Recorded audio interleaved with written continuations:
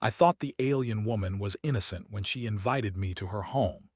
Captain Marcus Cole stood at the edge of the clearing, his boots sinking slightly into the soft soil of Varith, a newly discovered planet.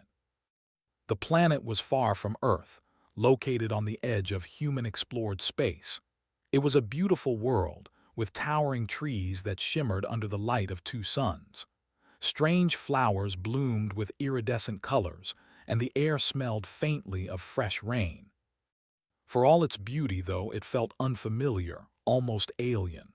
Yet Marcus had always been a man who thrived in the unknown. His mission was simple: gather data, make contact with any intelligent species, and establish the first human presence on Varith. But so far, nothing about this planet had been what he expected. The atmosphere seemed too perfect, too calm, and the only inhabitants he had encountered were a small group of alien species, each more peaceful and gentle than the last. That's when he met Elira. She had appeared from the shadows of the trees, a soft figure in the distance. At first, Marcus hadn't thought much of it. There were plenty of alien creatures in this world after all. But when she stepped closer, he realized she wasn't just any alien. Her smooth, silvery skin seemed to glow under the twin suns, and her large, dark eyes reflected the stars as though she held the universe within them. Elira was unlike any being he had ever seen before. She moved with grace, her every step purposeful yet effortless. "Greetings, human," she said, her voice soft, melodic, almost like a song. Marcus blinked, unsure how to respond. His training told him to remain cautious. But her eyes were inviting, and for a moment his professional instincts faltered. He smiled, offering a handshake. "Captain Marcus Cole of the Terran Exploration Fleet. I was just scouting the area." He adjusted his helmet, aware that the translator device was working perfectly, allowing him to understand her clearly. Elira tilted her head, studying him curiously. "You've come from the stars, then, to explore," he nodded. "Yes, it's what we do, to understand, to learn, and maybe to meet others like you." The alien woman's smile was warm, genuine. "Then you should come to my home. I would be honored to share what I can with you." Marcus hesitated. There was something odd about the way she spoke, but it wasn't threatening. On the contrary, it was the kindness in her words that made him second-guess his instincts. She was inviting him into her home, an alien world far from Earth. A part of him wondered if this was a trap, but the other part of him, the curious explorer, wanted to know more. "I'd be happy to," he said after a moment. "Lead the way." Elira smiled again, the motion softening the lines of her face. "Follow me." She turned, and Marcus followed her through the forest. As they walked, the path beneath them seemed to grow more intricate, the trees taller and denser, their branches arching overhead like a natural tunnel. Strange creatures flitted in and out of the shadows, their eyes glowing softly in the dim light. The air was alive with the sounds of chirping, buzzing, and the rustle of leaves. Every step Marcus took, he could feel the difference in the air. It wasn't like Earth. The planet seemed alive in a way he had never experienced before. It wasn't just the flora and fauna. The very atmosphere seemed to hum with energy, as though the land itself was breathing. After what felt like an hour of walking, Elira led Marcus to a clearing. In the center stood a structure unlike anything he had ever seen. It was crystalline, shimmering like ice under the twin suns. Its walls seemed to shift, changing shape depending on the angle of the light. It wasn't built in any recognizable style. There were no obvious doors, no visible windows, just smooth, flowing surfaces that seemed to invite you in. Elira turned to him, her eyes glowing softly. "Welcome to my home." Marcus was in awe. He had seen alien architecture before, but this was something else entirely. The structure seemed to blend with the landscape, its smooth edges blending perfectly with the natural environment. It felt like a place where the laws of nature and technology were one and the same. "It's beautiful," Marcus said, his voice filled with wonder. He had to admit he wasn't expecting anything like this. Elira smiled again, a twinkle in her eye. "Thank you. I hoped you would like it." She led him inside, and Marcus was immediately struck by the beauty of the interior. The walls were lined with soft, glowing crystals, casting an otherworldly light. The air inside was cool but not cold, refreshing, almost therapeutic. There were no furniture pieces like the ones he was used to. Instead, the space was open and flowing, with what appeared to be bioluminescent plants growing from the floor, their light pulsing gently in the dimness. Elira motioned for him to sit on a soft, cushion-like structure near the center of the room. "Please relax. I will prepare something for us." Marcus sat down, still taking in the strange surroundings. He had always known that first contact would be an experience he would never forget, but nothing had prepared him for this. He wasn't sure what he expected from an alien world, but this was unlike any human settlement or alien species he had encountered before. The air seemed thick with mystery, but it wasn't oppressive, it was inviting. It made him feel at ease, almost too at ease. Elira moved to one side of the room where a glowing orb floated in midair. With a gesture, she beckoned it toward her. The orb split open, revealing a shimmering, golden liquid. She poured it into 2 crystalline cups, one for her and one for Marcus. "I've prepared a drink for us," she said, holding one of the cups out to him. "It is a traditional Vethar beverage. It will help you relax and open your mind." Marcus looked at the drink. It was glowing like the rest of the room, but something about it seemed off. He had been trained to be cautious, especially in alien situations like this. But Elira's smile was so warm, her presence so calming, that the hesitation he felt before seemed to fade. He took the cup from her and with a small nod raised it to his lips. The liquid was sweet, with a strange aftertaste that reminded him of fruit and spice. It was unlike anything he had ever tasted. The warmth spread through him quickly, and for a moment Marcus felt lighter, more relaxed. His muscles, which had been tense from the journey, began to loosen. Elira sat beside him, her eyes never leaving him. She seemed to be watching him closely, as though studying his reaction. The warmth of the drink was beginning to sink deeper, and Marcus felt his eyelids grow heavy. "You look tired, Captain Cole," she said, her voice low. "The journey must have worn you out. You may rest here. We can talk more later." Marcus, still feeling the effects of the drink, nodded. He hadn't realized how tired he was until now. The soft glow of the room, the peacefulness of the atmosphere, and Elira's presence were all so comforting. Maybe this wasn't such a bad idea, he thought. Maybe this was a chance to finally experience something different, something new. As he leaned back, the last thought in his mind was that he felt safe here, safe with Elira. But little did he know this place and this woman were not as innocent as they seemed. Captain Marcus Cole's senses began to blur as he sank deeper into the strange warmth that spread from his body, a heavy sensation creeping through his limbs. His eyes felt increasingly heavy, but his mind was still alert, still trying to process everything around him. He glanced at Elira. She sat beside him, her posture relaxed, but her eyes never left him. Her gaze was intense, searching, yet somehow comforting. Marcus wasn't sure why, but he felt a deep, almost inexplicable trust in her. He should have been more cautious. Something about this place felt different, strange. But Elira's presence was too disarming. The room, lit by the soft glow of the bioluminescent plants, seemed to pulse with energy. The walls, shimmering in the low light, almost seemed to breathe, expanding and contracting slightly. It was subtle, but there was no mistaking it. The air here felt alive, unlike any environment he had ever been in. Everything around him felt both unreal and utterly tangible, as though he was dreaming but could still feel the weight of his body in the chair. Elira spoke softly, her voice like a melody. "You look weary, Marcus. The journey must have been long for you. Do you not find peace here?" I think I do," Marcus said, his voice slow. His words felt heavier than usual, as if they were sinking into the air around him. Elira smiled, her lips curving in a way that made her look even more radiant. Good. I want you to feel at ease, to learn what my people know, to see our world through my eyes. The way she spoke seemed to drift into his mind, and he found himself nodding.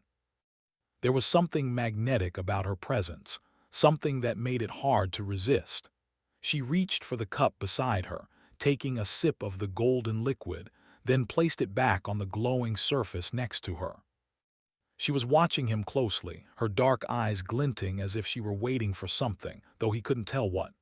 "Are you sure this is a good idea?" Marcus asked, his voice tinged with doubt. His instincts were nagging at him now, but they felt like distant echoes, growing weaker as the fog in his mind thickened. Elira's smile only deepened, though her eyes flickered for a brief moment, almost imperceptible but not missed by Marcus. It's the only way to understand. To truly understand each other, we must first share. I've shared with you what I can. Now you share with me. Let me see your world. Let me see you, Marcus. Her words sent a shiver through his body. He should have felt alarmed, but the warm haze in his mind only made him feel sleepy, too comfortable.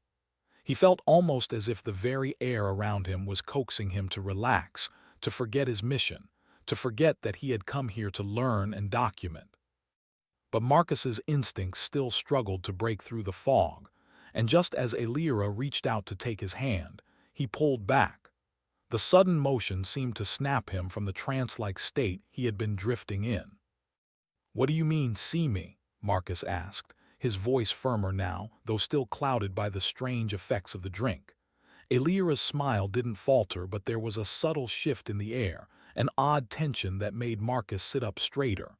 "I mean what I say, Captain. To understand, we must first connect, to see what lies beneath the surface." Her voice became almost hypnotic again, but Marcus was determined to stay focused.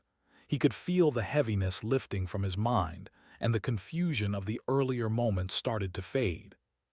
"Something's not right here," he muttered, his breath quickening as he stood up, his hand steadying himself against the glowing table. Elira remained seated, her posture elegant as ever. "You don't have to worry, Marcus. You're safe here. You're meant to be here."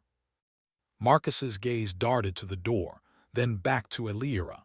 His heart rate quickened as something deep within him told him that leaving now was the only option.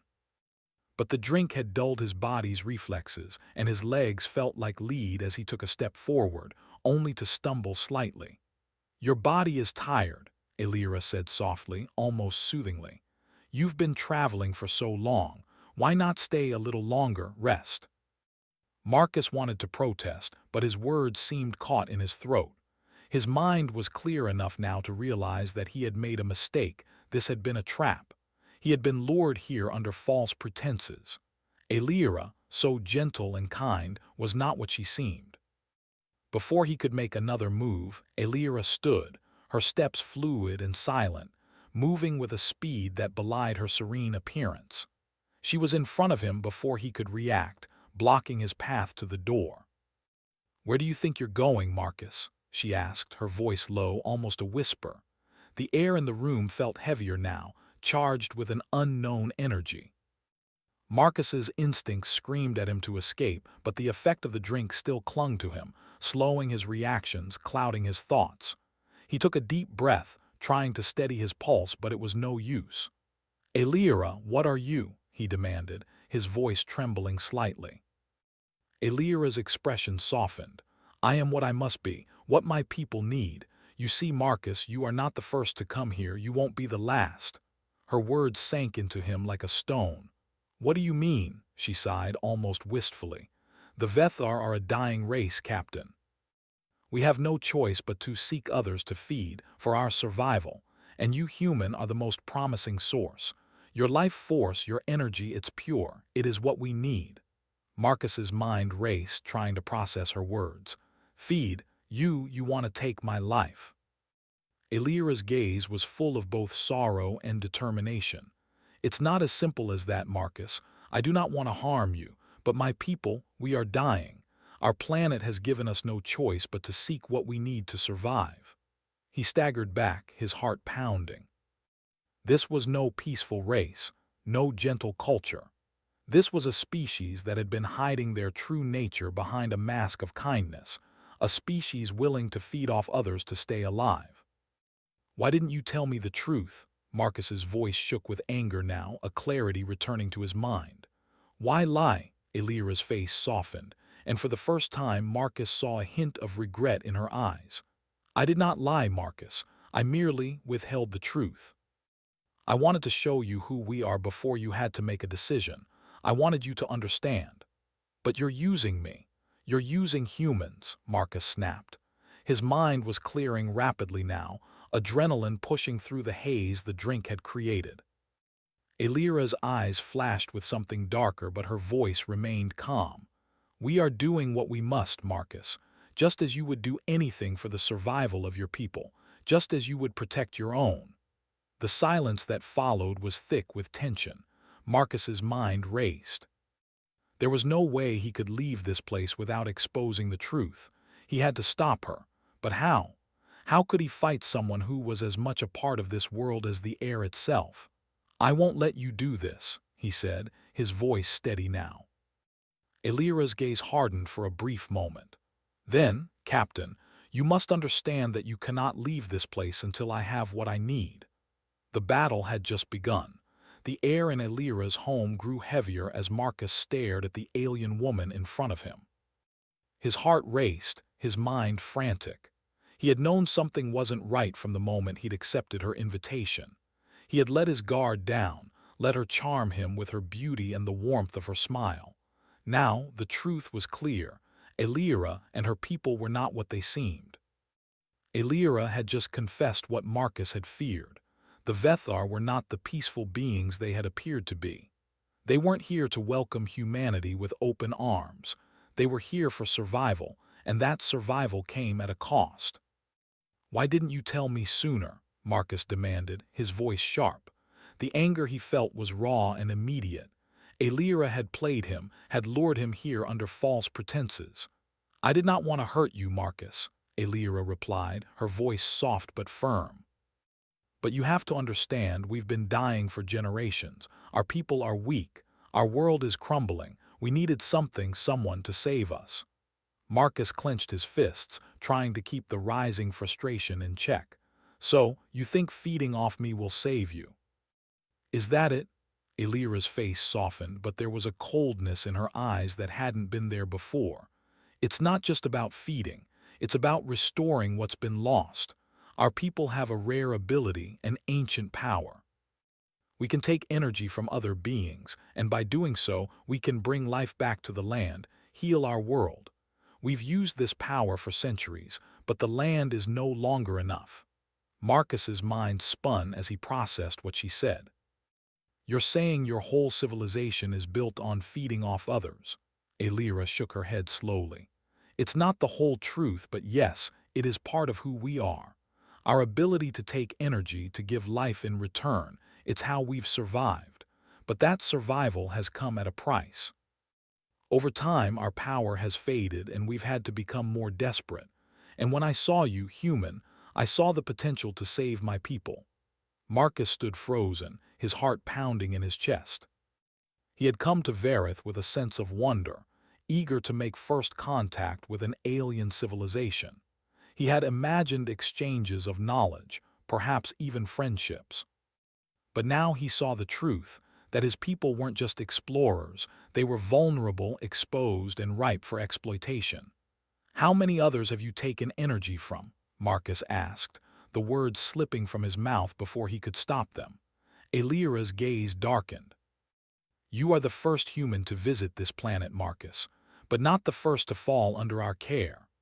Her eyes flicked toward the far wall, where strange markings, symbols that looked like a mix of ancient runes and alien hieroglyphs, glowed faintly in the dim light. "There have been others, explorers, travelers, but none of them were quite like you." Marcus felt a chill creep up his spine. "What do you mean?" Elira's lips curled into a smile that was both haunting and beautiful. "You, Marcus, are different. Your species, you have a purity in your energy. It's unlike anything I've felt before. It's why I chose you." Her words hit him like a physical blow. He had thought himself just a simple explorer, someone sent to do his job and return home. Now he understood. He was nothing more than a prize, a source of energy for an alien race that would stop at nothing to survive. "You've been using us, all along. You never cared about humanity, only what you could take," Marcus said, his voice tight with disgust. Elira's face softened, almost apologetic. "I did not want this, Marcus. I did not want to deceive you, but it is not just our lives that hang in the balance. My people are dying, and I had no choice but to do what was necessary. I needed you to understand." Marcus shook his head, his thoughts racing. He had been taken in, manipulated by a being who seemed kind and gentle, but who was ultimately just another predator. He had to escape. There was no other option. With a deep breath, he turned toward the door. He didn't know how he was going to get out, but he had to try. His ship was still in the clearing outside, waiting for him. All he had to do was reach it, and he could get back to the safety of the human fleet. But as he stepped forward, Elira blocked his path again. Her movements were swift, almost too fast for him to track. She stood before him, her eyes filled with an intensity that sent a shiver down his spine. "You can't leave, Marcus," she said softly. "Not now. You've felt the bond between us, haven't you? The connection that's been growing stronger. I've shown you my world, my truth. You can't walk away from that." Marcus took a step back. "I don't care about your world. I care about surviving." Her expression didn't change. "That is exactly why you cannot leave. You don't understand yet, but you will. You will be the key to our survival or to your own destruction." Marcus's chest tightened. He had no idea what she meant, but the words felt like a warning. "Why do you care so much about me?" he asked, his voice strained. "Why me?" Elira's eyes softened. "Because you are special, Marcus. You and your kind, your energy is more powerful than anything we've known. We've seen it in the way humans explore the stars, in the strength of your spirit. You are the future. I only wanted to ensure that we could share in it." Marcus looked at her, his mind reeling. Was it true? Was he truly the key to the Vethar's future, or was he just a tool to be used and discarded? He could feel the weight of the situation pressing on him, each breath coming heavier as his mind grappled with the impossible decision in front of him. He had come here with no intention of getting involved in an alien conflict, but now it seemed that survival itself had become a game of power and energy. And whether he liked it or not, he was at the center of it all. "I can't help you," Marcus said, his voice filled with resolve. "You have to find another way." Elira's expression hardened, and for the first time Marcus saw something more than just sadness in her eyes, something darker. "You don't understand, Marcus. You cannot help us because you cannot leave, not unless you make a choice between saving yourself or saving us." Marcus took a step back, the gravity of her words settling heavily on his shoulders. He had no choice now. Escape was impossible unless he played her game, but playing it meant risking everything. As Elira's presence loomed over him, Marcus knew one thing for sure. He was caught in something far bigger than himself. And the stakes had never been higher.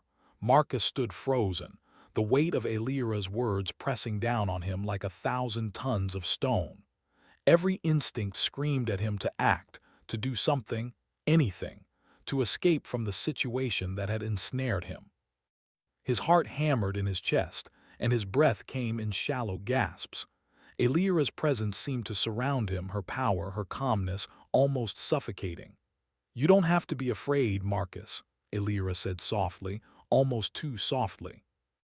Her voice was gentle, soothing, but there was something in the way she said it that sent a cold chill down his spine. "I don't want to hurt you. I want to help you, don't you see? We can both survive, you and I together." Marcus clenched his fists at his sides. He wasn't afraid of her. He was afraid of what she could do.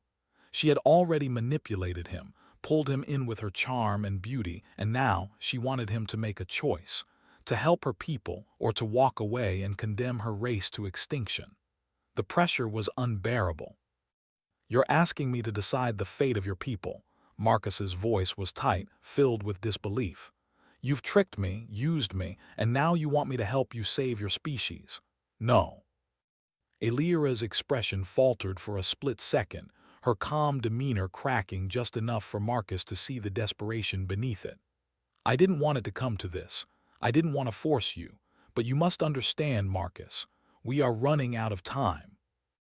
You're the only one who can save us. Your energy, your life force, it's the key. Your people have been using other races like this for centuries, haven't you? Marcus shot back. His anger, now mixed with disgust, flared in his chest. You've been feeding off them, draining them to survive. But you didn't think about what that would mean for us. You didn't think about what it would mean for me. Elira's face softened again, and for a moment Marcus thought she might apologize. But then her eyes grew darker, colder. You don't understand. Our people are dying. If I don't do this, everything we've worked for will be lost. You're the last hope, Marcus. I never wanted it to be like this, but I don't have a choice anymore. Marcus's mind raced. He couldn't just walk away from this. It wasn't that simple. He was trapped, and no matter how much he wanted to leave, he knew that Elira wouldn't let him go without a fight. His gaze darted around the room, looking for anything that could give him an edge, something he could use to escape. That's when he saw it, the faint glow of his emergency beacon, still attached to his suit. It wasn't much, but it was something. The beacon would send out a distress signal, and his ship would pick it up. He didn't know how long it would take for the crew to reach him, but he had to take that chance. Elira saw his eyes flick toward the beacon and quickly stepped closer, blocking his view. Don't do it, Marcus, she warned, her voice low and dangerous. You won't make it. You're already too weak. The energy here, it's not what you think. It will drain you. If you try to escape, you'll never survive. Marcus's pulse quickened as he realized she was right. The strange energy in the air had already been affecting him. The longer he stayed, the more sluggish and weak he felt. But he had to act. He had no other choice. With a swift motion, he grabbed the beacon from his suit and pressed the button. The light blinked once, then twice, sending out the signal. Elira's eyes widened in anger. No, you think you can escape that easily? Marcus didn't respond. He turned and sprinted toward the door, his legs heavy and slow, his mind clouded by the lingering effects of the drink she had given him. He could feel her presence behind him, the weight of her gaze pressing into his back. But he had to keep going. He couldn't afford to stop. Elira's voice rang out behind him, a final warning. You don't understand, Marcus. There is no escape. You will regret this. But Marcus didn't stop. He burst through the door, running out into the open air. The twin suns were just beginning to set, casting a soft orange glow over the forest. The world around him was eerily silent. The bioluminescent plants seemed to glow brighter now, their light pulsing in time with his racing heart. He ran through the forest, his breath coming in sharp, painful gasps. His legs ached, his body screamed for rest, but he kept pushing forward. The trees blurred around him as he moved, his eyes fixed on the distant clearing where his ship waited. He could make it. He had to. As he neared the clearing, the sound of movement behind him grew louder.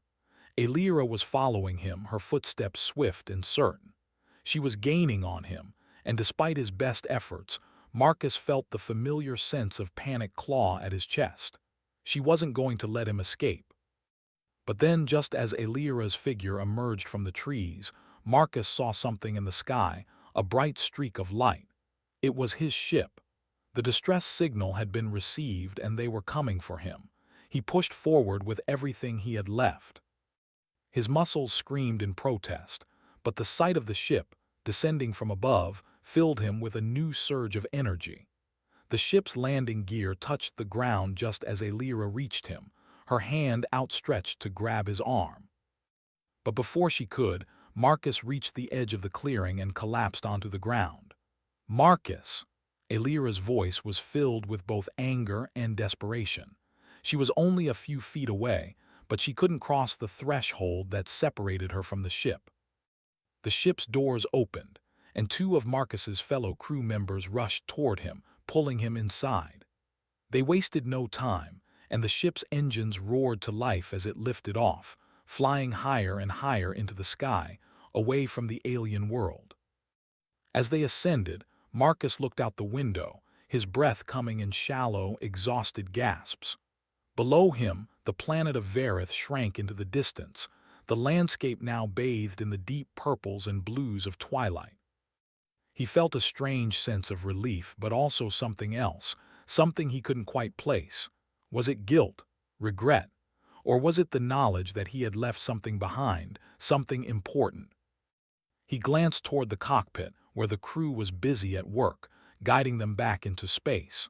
But even as he felt the ship move farther away from Vareth, he couldn't shake the feeling that Elira's words had left a lasting mark on him. "You will regret this," she had said. Was it true? Had he made the right choice, or had he doomed an entire species to extinction? He didn't know.